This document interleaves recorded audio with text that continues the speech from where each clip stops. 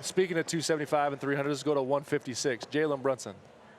Wow. Yeah, yeah, great. I mean, obviously a great move for the New York Knicks. What do you think, Mike, as an agent representing I had players? this conversation on the way here in a car with people that know the business very, very well, and I can't get my hands around it. I mean, you know, obviously, listen, at the end of the day, $156 million, when people say it to me, it's like, come on, man. Like, we worked our entire lives in this business and been fortunate as hell and blessed as hell. Didn't touch 156. So there's part of that I understand.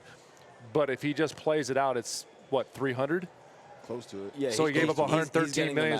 Yes, 113 million was the thing that he gave up. I just don't.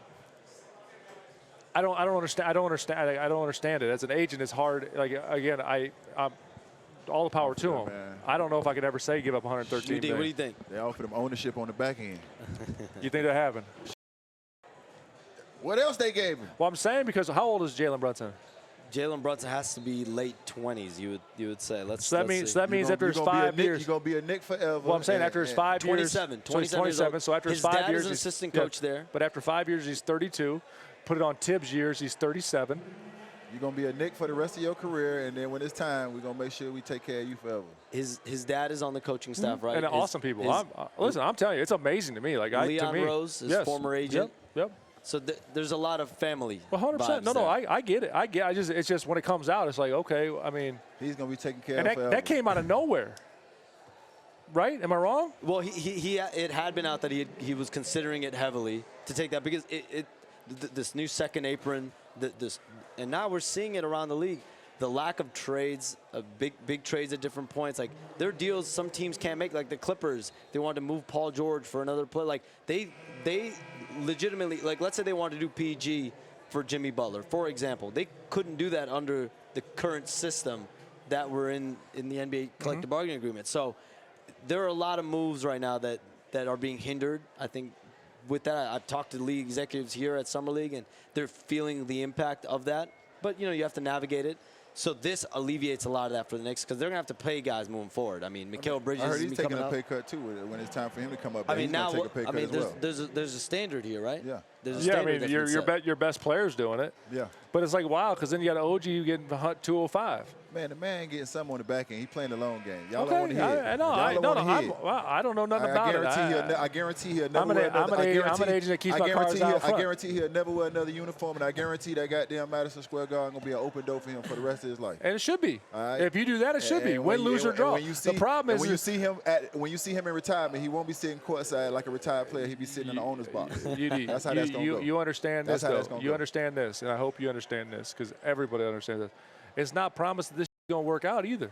No. That team, listen, they're really good, and they talk about a lot of things. But that team right there ain't just okay. They're going to be top 4 in the East right now. Let me tell you something. Whether they win a championship or not, the city of New York and the organization no. are not going to look at Jalen Brunson any different. Okay, not him. But here's the deal, though. Not him. Like what happens? They might look at a couple other differently, but not him. What happens if that team's really, really bad?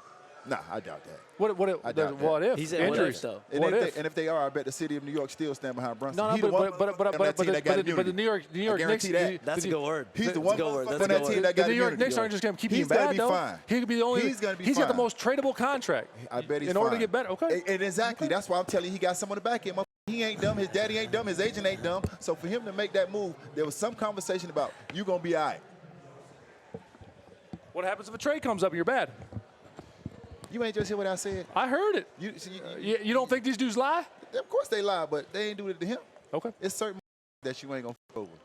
Like I said, he got the city. He got the city behind him. He got Spike behind him. He got the guard behind him. His daddy on the coaching staff. Leon Rose is coaching him. They got Uncle Wes over there. Does he get a statue? You damn sure. If they win, he will. 100%. But I'm saying right now, and I'm saying this is the way he should have all these things. His dad's amazing. The kid was amazing. But the kid is always taking less, and he keeps taking less, which I commend. I really do. But it's going to be interesting because it's not guaranteed they're going to be like Boston's going to be, Philly's going to be. Like if you're not a top 4 team, like don't think they know that. Do you think they know that it's not guaranteed that they're going to win? Yeah. They do. They do. You know how many, this is great. I'm getting educated. I love it though because he's committed to winning. Let me ask you something. I'm just saying you got to work. Let me ask you something as an agent. If this is your client. I'd probably advise against it. Oh no. What deal or what could a team offer you that makes you not advise against it, but say, okay, we feel comfortable doing it? What could they possibly offer There's you? not a scenario that I'd feel like I would, if I was advising my client, I would say don't, whatever, if you're saying this stuff's all on the back end, whatever they're saying to you, you're taking that with a grain of salt. It probably is not going to happen or could not happen. And if you're cool with that going into it and you want to take the 156 and have a chance to win, that's all blessings to me. I'm good with that. Like, I'm never going to say don't take it. I'm just going to give you the pros and the cons of not taking it, right? Like, the reality of the situation is he came there on basically wasn't supposed to be a max dude, killed it, and has been unbelievable. And now you have your opportunity to really cash in at 27 years old, 28 years old. That means you're in a situation where you only know there's one more left. So let me ask you, so why can't it be like one of those situations where he has one of those Buster Posey deals where he just plays his career like Buster Posey played in San Francisco and went straight into part ownership like he did? Why can't it be one of those situations? Could be. Well, could be. So if you're his agent and the Knicks put that on the table, but that doesn't mean it's going to talk about it over dinner. Because guess what? Don't just tell him no. Hold on. Because this is where y'all, me and him get these banters. Yeah. I apologize. This is amazing. For every Buster Posey, there's a Custer Cozy, a Wuster Wozy. There's a bunch of people that have been promised stuff that never happened. Custer Cozy and Wuster Wozy ain't getting promised a goddamn thing from nobody. God damn it. Let's not go Custer Cozy and Buster Posey to Jalen Brunson. I want this to be clear. I'm here for what he did.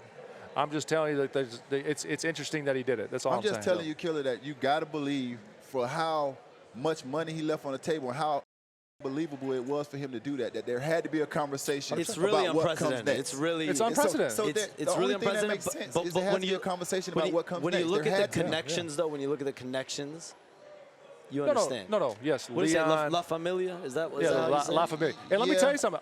That should happen. I really do believe it. Like, if that's the case, that should happen. Like, all that stuff. Ain't no La Familia that much together. He don't love Leon. Now he don't want to. Now he don't want to do it. No, listen. He don't love Leon and them that much. There was a conversation about what comes next.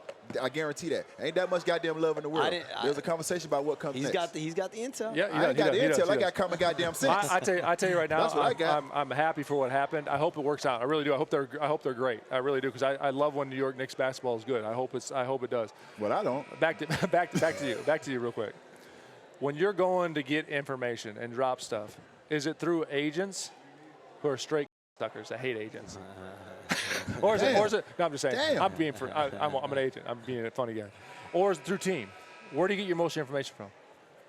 I mean, it's anyone, any and everyone. Could be anyone. Wow. Could be UD. The man ain't finna tell you who his sources is. That what it is? Man.